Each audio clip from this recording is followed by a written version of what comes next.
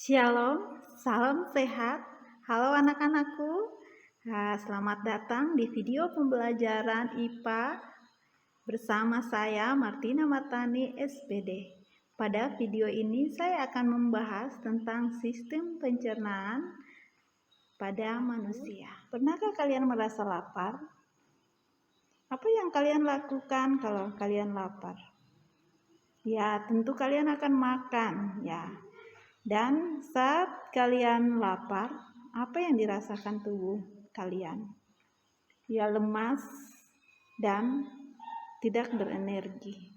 Ya, setelah kalian makan, maka makanan itu akan menimbulkan kalian menjadi berenergi dan menjadi lebih bisa melakukan segala aktivitas. Baik. Makanan memiliki peran yang penting bagi kehidupan manusia sebagai sumber energi dan bahan penyusun dari tubuh. Kebutuhan energi manusia dinyatakan dalam 1 kalori. 1 kalori itu menunjukkan jumlah kalori yang diperlukan untuk menentukan 1 gram air sebesar 1 derajat Celcius. Karbohidrat atau yang pertama adalah karbohidrat adalah sumber energi utama pada tubuh yang sumbernya dapat berasal dari misalnya nasi, roti, sagu, atau kentang. Ya. Karbohidrat diperlukan oleh tubuh kita. Yang kedua adalah lemak. Lemak merupakan salah satu komponen yang penting juga bagi tubuh. Kenapa? Karena dapat melarutkan beberapa macam vitamin dan merupakan cadangan energi yang paling besar. Ya. Yang ketiga adalah protein.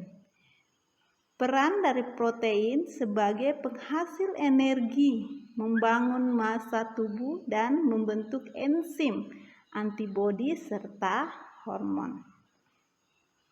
Dan yang keempat adalah vitamin. Ya, vitamin ini juga merupakan bahan yang wajib ada dalam bahan makanan, walaupun dalam jumlah yang sedikit, karena vitamin berperan mengatur fungsi tubuh dan mencegah beberapa macam penyakit. Kemudian pada proses makanan ini atau kita makan dalam tubuh melalui 4 tahap, yaitu ada ingesti atau pemasukan makanan, kemudian ada digesti atau pencernaan, kemudian ada absorpsi atau penyerapan, dan defikasi atau pengeluaran. Organ pencernaan manusia terdiri dari saluran pencernaan dan organ pencernaan tambahan. Ya. Kemudian saluran pencernaan adalah organ-organ yang dilewati oleh bahan makanan yang terdiri dari ada mulut, kemudian ada kerongkongan, lambung, usus, kemudian ada usus halus, ada usus besar, ada rektum, dan ada anus. Ya. Organ pencernaan tambahan berupa organ-organ penghasil enzim, misalnya ada hati, empedu, dan pankreas. Pencernaan pada manusia terdiri atas 2 macam, yaitu pencernaan mekanis dan juga pencernaan kimiawi. Pencernaan mekanis terjadi ketika makanan dikunyah, kemudian diremas, dicampur. Pencernaan kimiawi terjadi reaksi kimia yang menguraikan molekul besar makanan menjadi molekul yang lebih kecil. Pencernaan mekanis pada mulut dibantu oleh gigi dan lidah. Gigi ini terdiri ada beberapa jenis, yaitu yang pertama itu ada gigi seri, Kemudian berfungsi untuk memotong makanan.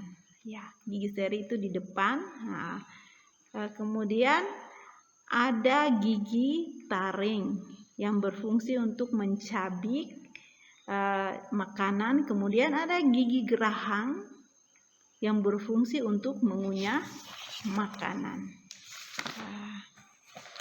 Saat kita memakan makanan, kita akan mengunyahnya. Di dalam mulut terjadi dua pencernaan, yaitu pencernaan secara kimiawi dan juga pencernaan secara mekanis.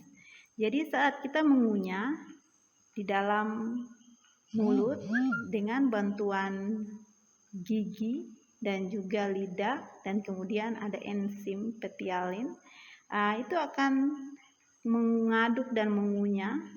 Kemudian dia akan turun di dalam kerongkongan berupa bolus dengan dorongan dari gerak yang namanya peristaltik.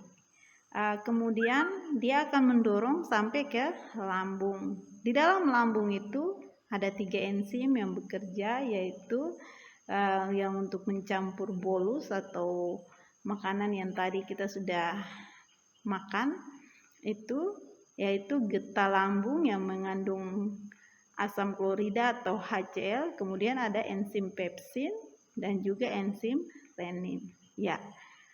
Kemudian setelah 3 enzim ini bekerja di lambung, maka bolus tadi dia akan berupa kimus atau cairan kekuningan. Dia akan turun ke dalam usus, ya, usus halus. Usus halus ini juga terbagi menjadi 3, yaitu ada usus 12 jari atau duodenum, kemudian ada usus tengah atau jejunum, dan usus penyerap atau ileum. Jadi di dalam usus 12 jari dan usus tengah ini juga terjadi pencernaan secara kimiawi. Pencernaan secara kimiawi ini, enzim-enzim ini berasal dari pankreas, ya. Jadi usus halus tidak, atau usus 12 jari dan usus tengah tidak menghasilkan enzim, tetapi dihasilkan oleh pankreas. Dan nanti setelah terjadi pencernaan kimiawi di situ, nanti pada saat dia masuk di usus penyerap, maka sari-sari makanan yang kita sudah makan dia akan diserap, kemudian dibagikan ke seluruh tubuh. Dan sisa dari pencernaan tadi yang tidak dipakai, dia akan masuk ke usus besar. Di dalam usus besar itu ada bakteri Escherichia coli yang membantu pembusukan makanan tadi. Kemudian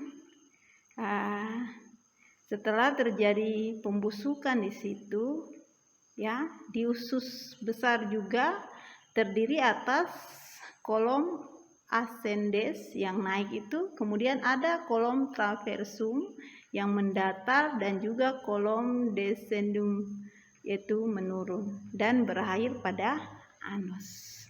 Nah, itu sistem pencernaan yang terjadi pada manusia. Kemudian ada juga penyakit yang terjadi pada sistem pencernaan ini, ya, atau gangguan pada sistem pencernaan manusia.